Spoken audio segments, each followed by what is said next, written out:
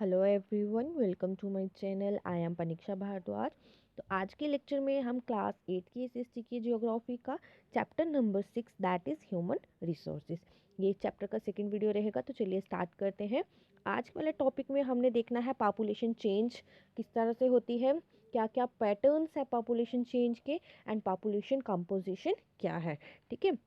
इससे पहले जो वीडियो हमने देखा था उसमें हमने पढ़ा था कि ह्यूमन रिसोर्सेज क्या होते हैं, पॉपुलेशन की डिस्ट्रीब्यूशन कैसे हो रखी है, डेंसिटी क्या है पॉपुलेशन की, फैक्टर्स क्या मतलब कौन कौन से फैक्टर्स अफेक्ट करते हैं पॉपुलेशन की डिस्ट्रीब्यूशन के लिए।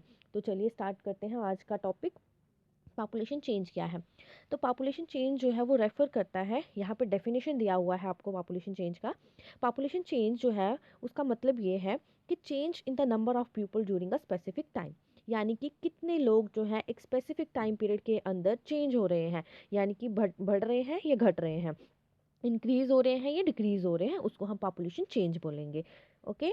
वर्ल्ड का जो पॉपुलेशन है वो स्टेबल नहीं है। स्टेबल इन द सेंस कि कहीं पे आपको बहुत ज़्यादा पॉपुलेशन देखने को मिलेगी, कहीं पे आपको कम देखने को मिलेगी, कई बार आपको पॉपुलेशन इंक्रीज देखने को मिलेगी, कई बार डिक्रीज देखने को मिलेगी। तो यहाँ पे आपको एक पिक्चर दे रखा है, फिगर दे रखा है, ये देखिए। यहाँ पे पॉपुलेशन एक दो तीन मतलब बढ़ती, यहाँ से कम, यहाँ कम था, फिर यहाँ भी कम था, यहाँ थोड़ा सा बढ़ा, यहाँ भी बढ़ा, फिर यहाँ और बढ़ गया, यहाँ और बढ़ गया, यहाँ और बढ़ गया। इन शॉर्ट पॉपुलेशन जो है वो कई बार इंक्रीज करती है और कई बार डिक्रीज करती है। तो इसके पीछे कारण क्या है? तो इसके पीछे कारण क्या है? इसके पीछे कारण है बर्थ्स एंड डेथ्स। मतलब कितनी बढ़ेगी तो इट मीन्स बर्थ रेट जो है वो इंक्रीज हो रहा है, घटेगी तो इट मीन्स डेथ रेट जो है वो डिक्रीज हो रहा है। अब कहने का यहाँ मतलब ये है कि काफ़ी समय तक अगर आप ह्यूमन हिस्ट्री को देखोगे, लगभग 1800 तक, ठीक है, जब ह्यूमन हिस्ट्री शुरू हुआ था, ह्यूमन लाइफ जो था वो शुरू हुआ था, तब से लेके 1800 सदी तक, 1800 तक जो वर्ल्ड की पॉपुलेशन थी ना, वो बढ़ तो रही थी लेकिन बहुत धीरे धीरे प्रोसेस से। अब बहुत सारे बच्चे जो थे जन्म तो ले रहे थे लेकिन वो जल्दी मर भी रहे थे। उसके पीछे कारण क्या था? तो उसके पीछे कारण था नो प्रॉपर हेल्थ फैसिलिटीज़, यानी कि जो मेडिकल फैसिलिटीज़ थी वो इतनी ज़्यादा अच्छी नहीं थी, जिसकी वजह से कई बार बच्चे जो थे वो जिनका मतलब अभी जन्म हुआ होता था वो मर भी जाते थे। ठीक है। कहने का ये मतलब है कि कई बार लोग जो होते हैं ना, जैसे बीमार हो जाते हैं, अभी अगर लोग बीमार हो जाते हैं तो हमारी मेडिकल फैसिलिटीज़ इतनी ज़्यादा अवेलेबल हैं, इतनी ज़्यादा अच्छी हैं कि वो उसको कुछ टाइम तक मतलब उसकी उस बीमारी को ठीक कर देती है, लेकिन पहले ऐसा नहीं था। उसी वजह से जो बेबीज़ बॉर्न होते थे और वो जल्दी मर भी जाते थे। फिर उसके पास सफिशिएंट फूड सप्लाई, यानी कि लोगों को खाने का जो था वो भी लोगों तक ईज़िली अवेलेबल नहीं हो पा रहा था। फार्मर्स जो थे, किसान जो थे, वो इतना ज़्यादा प्रोड्यूस नहीं कर पा रहे थे जिसकी वजह से लोगों की जो फूड रिक्वायरमेंट्स है वो पूरी हो सके। इन शॉर्ट कहने का ये मतलब है कि जो टोटल इंक्रीज हो रहा था पॉपुलेशन के अंदर वो बहुत कम था। फैक्टर्स क्या क्या रहे इसके पीछे? मेडिकल फैसिलिटीज़ अच्छी नहीं थी, ठीक है, सफिशिएंट फूड जो था वो अवेलेबल नहीं था सभी लोगों के लिए, और फार्मर्स इतनी अच्छी प्रोडक्शन नहीं कर पा रहे थे जिससे सभी लोगों की रिक्वायरमेंट्स जो है फूड को लेके वो फुलफिल हो सके। तो ये सारा कारण रहा पॉपुलेशन, लो पॉपुलेशन का। अब ये तो 1800 की बात थी। 1804 में वर्ल्ड की जो पॉपुलेशन थी वो 1 बिलियन पहुंच गई। फिर लगभग 150 साल के बाद 1959 में वर्ल्ड की पॉपुलेशन 3 बिलियन पहुंच गई, और उसको बोला गया पॉपुलेशन एक्सप्लोजन। पॉपुलेशन एक्सप्लोजन का मतलब होता है बहुत तेज़ी से पॉपुलेशन का बढ़ जाना, ठीक है, अचानक से विस्फोट हो जाना पॉपुलेशन में, जनसंख्या का बढ़ जाना। तो देखिए, 1800 तक क्या था, पॉपुलेशन लो थी, लेकिन उसके बाद 1 बिलियन पहुंच गई एकदम से। फिर उसके बाद 150, उसके 150 ईयर्स लेटर 1959 की अगर हम बात करें तो पॉपुलेशन 3 बिलियन पहुंच गई। और अगर हम 1999 की बात करें, लगभग 40 साल की बात करें, तो पॉपुलेशन जो थी वो डबल हो गई थी, 3 बिलियन से पहुंच गई, अब 6 बिलियन पहुंच गई थी। तो मेन मेन कारण क्या था? पहले हम देख रहे थे कि पॉपुलेशन क्या है, कम है, उसके पीछे हमने कारण देखे कि कम क्यों थी। अब पॉपुलेशन बढ़ रही है, तो पॉपुलेशन के बढ़ने के पीछे कारण क्या था? कारण ये था कि फूड की सप्लाई जो थी, बेटर फूड सप्लाई जो थी वो हर एक लोगों को मिल रही थी, और मेडिकल फैसिलिटीज़ जो थी वो ईजिली अवेलेबल हो रही थी, जिसकी वजह से डेथ रेट जो था वो रिड्यूस हो गया और पॉपुलेशन जो थी वो बढ़ने लगी। ठीक है, जहाँ डेथ रेट इंक्रीज होगा, सॉरी डिक्रीज होगा, तो ऑटोमेटिकली वहाँ पे बर्थ रेट क्या है, इंक्रीज हो रहा है। तो इसी वजह से बर्थ रेट के बढ़ने की वजह से पॉपुलेशन जो थी वो फिर से बढ़ने लगी। अब यहाँ पे क्या बताया है, births are usually measured using the birth rate. मतलब जब बर्थ हो रहा होगा, उससे हमें क्या पता चलेगा कि बर्थ रेट बढ़ रहा है। बर्थ रेट होता क्या है एक्चुअल में, तो नंबर ऑफ लाइव बर्थ्स पर 1000 पीपल, यानी कि 1000 लोगों के ऊपर कितने लोगों ने जन्म लिया, वो आ जाएगा आपके पास बर्थ रेट। फिर सेम डेथ रेट का भी सेम रहता है कि 1000 लोगों के ऊपर कितने लोगों की डेथ हुई, वो हमें डेथ रेट के बारे में बताता है।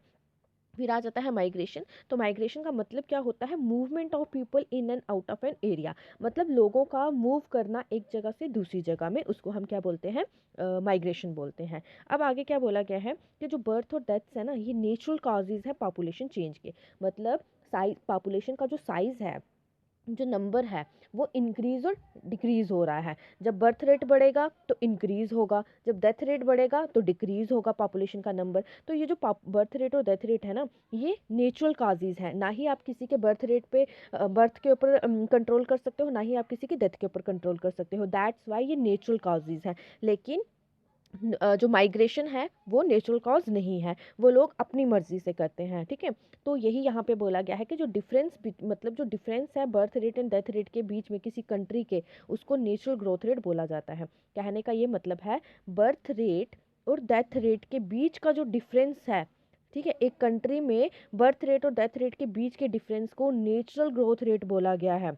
आई होप आपको क्लियर हुआ होगा यहाँ तक।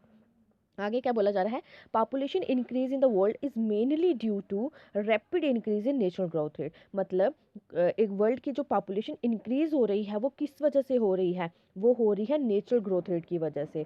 नेचुरल ग्रोथ रेट इंक्रीज हो रहा है तो वर्ल्ड की पॉपुलेशन भी इंक्रीज हो रही है। अभी मैंने बताया नेचुरल ग्रोथ रेट क्या है, तो किसी भी कंट्री के बर्थ रेट और डेथ रेट के बीच के डिफरेंस को हम नेचुरल ग्रोथ रेट बोलते हैं। यहाँ पे एक फिगर के थ्रू आपको बताने की कोशिश की है, ये है बैलेंस ऑफ पॉपुलेशन। जब बर्थ रेट ज़्यादा होगा और डेथ रेट कम होगा तो पॉपुलेशन इंक्रीज करेगी, जब बर्थ रेट और डेथ रेट सेम रहेगा तो पॉपुलेशन जो है वो बराबर रहेगी, मतलब सेम रहेगी। लेकिन जब डेथ रेट जो है वो बढ़ेगा और बर्थ रेट जो है वो कम होगा तो पॉपुलेशन क्या होगी, डिक्रीज होगी।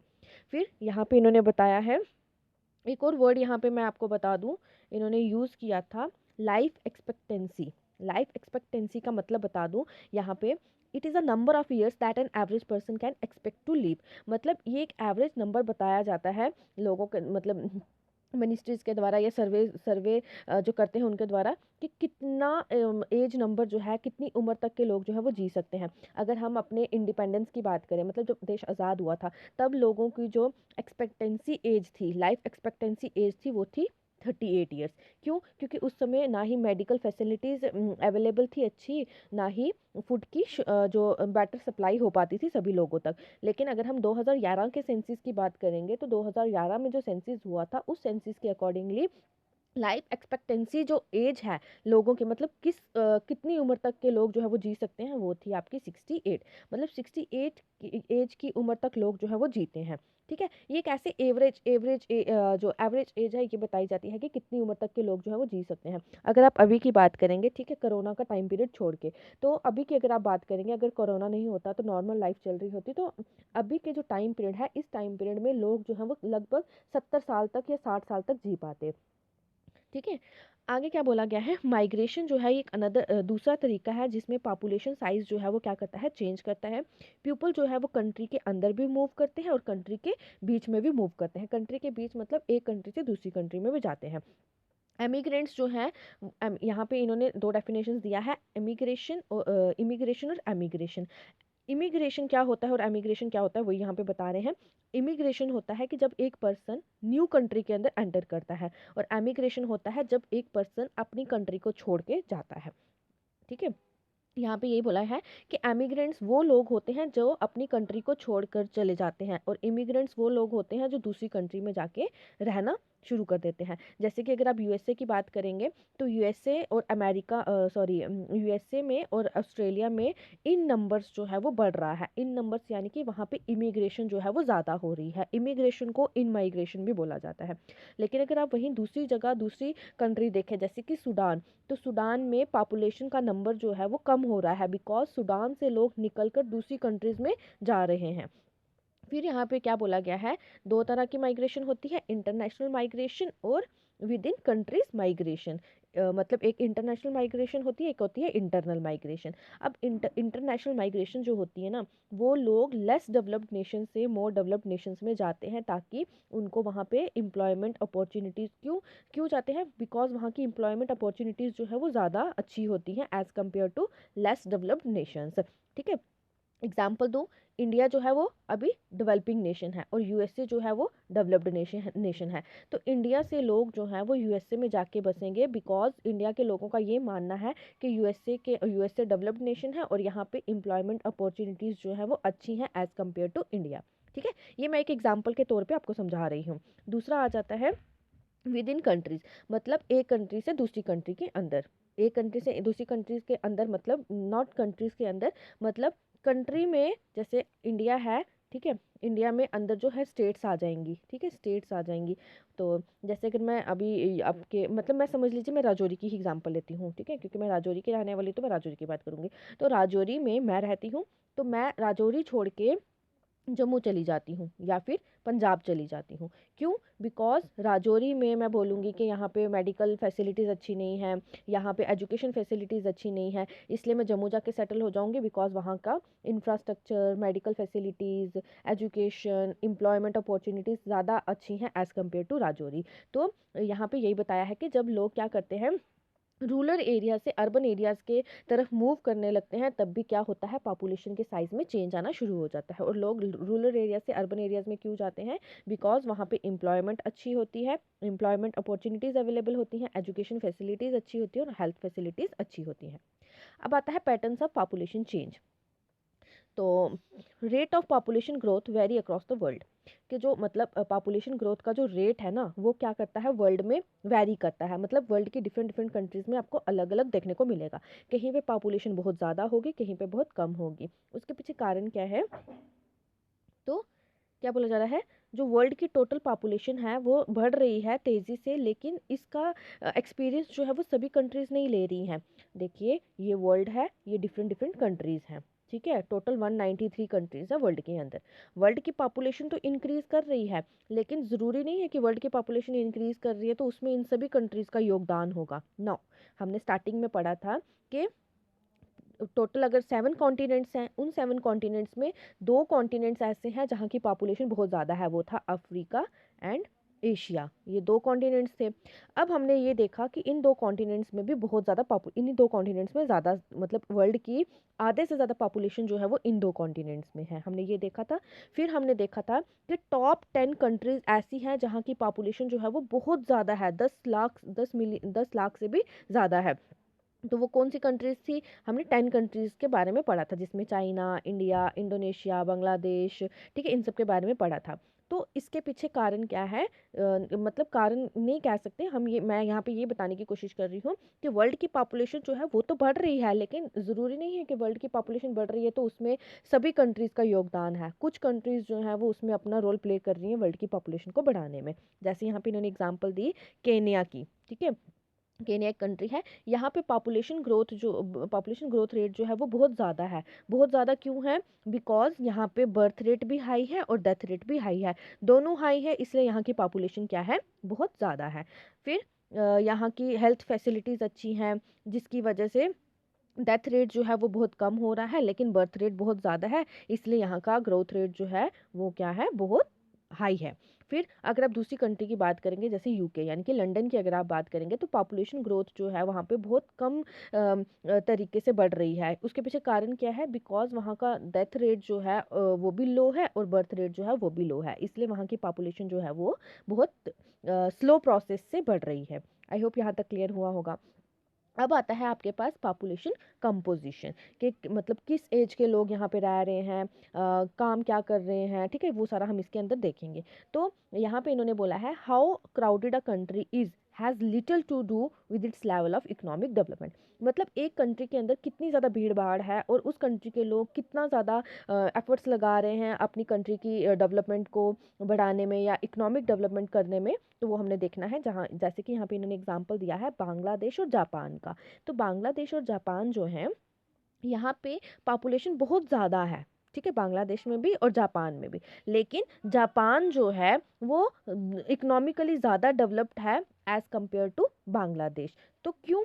अब देखिए, मैंने आपको स्टार्टिंग में ही बताया था ह्यूमन रिसोर्स के बारे में। किसी भी कंट्री की डेवलपमेंट जो है वो उसके ह्यूमन रिसोर्सेज के द्वारा होती है।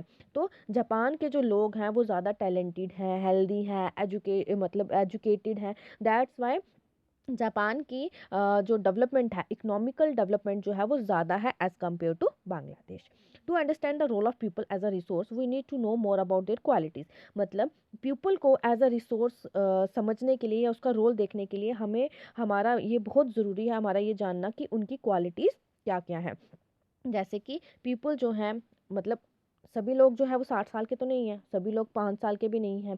ठीक है, वैरी करती है एज, जो है सबकी अलग अलग है। तो यहाँ पे ये भी बोला हुआ है कि लोग जो है वो वैरी करते हैं एज के नाम पे। सेक्स, मतलब कुछ आदमी हैं, कुछ औरतें हैं। फिर लिटरेसी लेवल जो है, मतलब कुछ बहुत पढ़े हैं, कुछ कम पढ़े लिखे हैं, कुछ पढ़े ही नहीं है। उनका हेल्थ कंडीशन भी जो है वो भी वैरी करता है। हेल्थ कंडीशन का वैरी करने का मतलब कुछ लोग ठीक हैं, कईयों को बीमारियां हैं, कईयों को कोई प्रॉब्लम है। तो ऑक्यूपेशन, कुछ लोग जो है वो एग्रीकल्चर कर रहे हैं, कुछ लोग जो है वो टीचर हैं, कुछ लोग जो है वो बैंक में हैं, कुछ लोग जो है वो झाड़ू पोछे कर रहे हैं। मतलब अलग अलग तरह के काम जो हैं, हर अलग अलग तरह के लोग जो है वो अलग अलग तरह के काम में इंडल्ज हैं। उसके बाद इनकम लेवल भी सबका अलग अलग है। ठीक है, सबका एक जैसा नहीं है। अगर जो बैंक सेक्टर में होंगे तो उनका सबका सेम होगा, जो एग्रीकल्चर सेक्टर में होंगे उनका सबका मतलब अलग अलग होगा। तो यही बोला गया है, उनकी क्वालिटीज़ जो हैं लोगों की वो क्या होंगी, वैरी करेंगी। अब आगे क्या बोला गया है, पॉपुलेशन कंपोजिशन जो है वो एक पॉपुलेशन के स्ट्रक्चर को रिप्रेजेंट करता है, उसके स्ट्रक्चर के बारे में बताता है। और ये जो करेक्टरिस्टिक है, कौन सा पॉपुलेशन कंपोजिशन जो स्ट्रक्चर करेक्टरिस्टिक है, ये एक इम्पॉर्टेंट रोल प्ले करता है पीपल्स की लाइफ में। अब कंपोजिशन जो है पॉपुलेशन की वो हेल्प करता है ये जानने में, help us to know how many males, मतलब कि जो कंपोजिशन है ना पॉपुलेशन का, वो हमें ये मदद करता है कि हम ये जान सके कि कितने मेल्स हैं, कितनी फीमेल्स हैं, कौन कौन से एज ग्रुप के से वो बिलोंग करते हैं, कितने लोग पढ़े लिखे हैं, किस टाइप की ऑक्यूपेशन, किस तरह का काम वो करते हैं। ठीक है, उनका इनकम लेवल क्या है, उनकी हेल्थ कंडीशन क्या है। इन सब चीज़ों के बारे में हमें कैसे पता चलता है, पॉपुलेशन कंपोजिशन की हेल्प से। अब आगे क्या बोला जा रहा है, एक इंटरेस्टिंग वे जो है स्टडिंग का, पॉपुलेशन कंपोजिशन की स्टडिंग का एक इंटरेस्टिंग वे ये है कि लोग जो है वो पॉपुलेशन पैरामिड के बारे में पढ़ें, जिसको एज सेक्स पैरामिड भी बोला जाता है। ठीक है, एक इंटरेस्टिंग वे है किसी भी कंट्री की पॉपुलेशन कंपोजिशन को स्टडी करने का। वो कैसा है, पॉपुलेशन पैरामिड को देखना या उसके बारे में स्टडी करना, जिसको एज सेक्स पैरामिड भी बोला जाता है। एक पॉपुलेशन पैरामिड जो है वो किस किस चीज़ को रिप्रेजेंट करता है, देखिए इस तरह का होता है पैरामिड। ये इस तरफ आपको एज ग्रुप्स दिए हुए हैं और इस तरफ ये आपको पैरामिड सा बना के दिया हुआ है। एक तरफ मेल्स हैं, एक तरफ फीमेल्स हैं। तो पैरामिड जो है वो क्या शो करता है, वो ये शो करता है कि टोटल पॉपुलेशन को, मतलब जितनी भी पॉपुलेशन होगी, अगर 100 लोग हैं तो उस 100 लोगों को डिफरेंट ग्रुप्स में डिवाइड किया होगा, एज ग्रुप्स में। जैसे 5 to 9 ईयर्स हो गया, 10 to 14 ईयर्स हो गया, फिर उसके बाद आपका 15 to 20 ईयर्स हो गया, या 15 to 19 लगा लीजिए। ठीक है, फिर उसके बाद 20 to 24 का हो गया। मतलब डिफरेंट डिफरेंट एज ग्रुप्स में क्या किया होता है, पूरी पॉपुलेशन को डिवाइड किया होता है। अब जो परसेंटेज है टोटल पॉपुलेशन का, उसको भी सब डिवाइड किया होता है मेल्स और फीमेल्स में, in each of those groups. अब जो हमने ये ग्रुप्स बनाए ना, एज ग्रुप्स बनाए, इन एज ग्रुप्स में 10 से 14 में कितने मेल्स और कितनी फीमेल्स हैं, कितने यहाँ पे मेल्स और कितनी फीमेल्स हैं। ठीक है, इनको आगे फर्दर सब डिवाइड किया होता है। तो ये काम कौन करता है, ये करता है पॉपुलेशन पैरामिड। अब यहाँ पे एक क्वेश्चन जो है वो पूछ रहा है लड़का कि ये जो ट्रायंगुलर लुकिंग डायग्राम है ये क्या है। तो लड़की उसको बोल रही है कि एक पॉपुलेशन पैरामिड है। अब लड़का बोल रहा है उसको कि वो क्या होता है। लड़की उसको बता रही है कि पॉपुलेशन पैरामिड जो है वो present number of males and females in a country along with their age groups. कहने का ये मतलब है कि पॉपुलेशन पैरामिड जो है ना वो एक प्रेजेंट नंबर को बताता है, शो करता है कि एक कंट्री के इस एज यानी कि 0 to 5 में कितने मेल्स हैं, कितनी फीमेल्स हैं। फिर उसके बाद 6 to 10 में कितने मेल्स हैं, कितनी फीमेल्स हैं। ठीक है, फिर उसके बाद फर्दर सब, मतलब ये जो ग्रुपिंग की हुई है ना, एज ग्रुप्स को अलग अलग से डिवाइड किया हुआ है, इस एज ग्रुप में कितने मेल्स हैं, कितनी फीमेल्स हैं, किसी भी कंट्री के अंदर उसको रिप्रेजेंट करता है पैरामिड। ठीक है, फिर उसके आगे बोला जा रहा है कि वो लड़का बोल रहा है कि क्या मैं डिटेक्टिव और इन्वेस्टिगेट कर सकता हूँ किसी भी कंट्री की पॉपुलेशन को। लड़की बोल रही है यस श्योर तुम कर सकते हो। आपको 3 कंट्रीज, मतलब यहाँ पे उसने बोला है कि चलो हम 3 कंट्रीज के बारे में स्टडी करते हैं। अब यहाँ आगे क्या बोला जा रहा है, यहाँ पे आपको डिफरेंट डिफरेंट, एक केनिया है, फिर इंडिया है और जापान है, इन 3 कंट्रीज़ के बारे में आपको बताया है कि इन कंट्रीज़ में पैरामिड कैसा रहता है। तो यहाँ पे देखिए इन्होंने क्या बोला है कि जो शेप है पॉपुलेशन पैरामिड की, वो हमें स्टोरी बताती है कि एक पर्टिकुलर कंट्री के अंदर कितने लोग जो हैं वो रह रहे हैं। ठीक है, मतलब ये जो पैरामिड यहाँ पे ऐसे इस तरह से ट्रायंगुलर शेप में पैरामिड बताया है ना, इसके टॉप पे और इसके बॉटम में, ये जहाँ पे ये जो लोगों का ये जो नंबर है फ्रॉम टॉप टू बॉटम और बॉटम टू टॉप, तो ये एक कंट्री की लोगों का नंबर शो करती है कि एक कंट्री के अंदर कितने, एक पर्टिकुलर कंट्री के अंदर कितने लोग जो हैं वो रह रहे हैं। आगे क्या बोला जा रहा है कि जो नंबर है चिल्ड्रंस का 15 ईयर्स से बिलो, वो ये शो कर रहा है बॉटम के ऊपर, are shown at the bottom and reflect the level of birth. कहने का ये मतलब है कि यहाँ पे यहाँ पे जो ये बताया जा रहा था ना, ये तो ये बॉटम पे ना ये बताया जा रहा है 0 to 15 एज के ग्रुप का, यानी कि इस एज ग्रुप में कितने लोग जो हैं वो जन्म ले रहे हैं। ठीक है, ये नीचे आपको परसेंटेज दिया हुआ है। फिर उसके बाद आगे क्या बोला जा रहा है कि, सॉरी, आगे क्या बोला जा रहा है, आगे बोला जा रहा है कि जो टॉप का जो नंबर है या जो टॉप का लेवल है वो शो कर रहा है कि 65 ईयर्स से अबव कितने लोग जो हैं वो रह रहे हैं, और वो रिफ्लेक्ट कर रहा है नंबर ऑफ डेथ्स को, कि मतलब कितनी डेथ्स हो रही हैं। देखिए कितने बच्चे पैदा हुए थे और एंड पे कितने लोग रह गए। ठीक है, मतलब कहने का ये है, जो बॉटम है ना वो शो कर रहा है कि कितना जन्म हुआ है, और जो ये टॉप है ये शो कर रहा है कि डेथ्स कितनी हो रखी हैं। ठीक है, अब आगे क्या बोला जा रहा है कि जो पॉपुलेशन पैरामिड है वो हमें बता रहा है, हमें ये भी बताता है कि कितने लोग जो है कंट्री के अंदर वो डिपेंडेंट है। तो दो तरह के ग्रुप्स जो हैं वो डिपेंडेंट है। अगर मैं आपको बताऊं, अगर सही तरीके से पढ़ना हो तो 3 तरह के ग्रुप्स जो हैं एज कंपोजिशन में आ जाते हैं। फर्स्ट आते हैं 0 to 15 ईयर्स का एज ग्रुप, फिर आता है 15 to 59 ईयर्स का एज ग्रुप, फिर आता है 59 से अबव।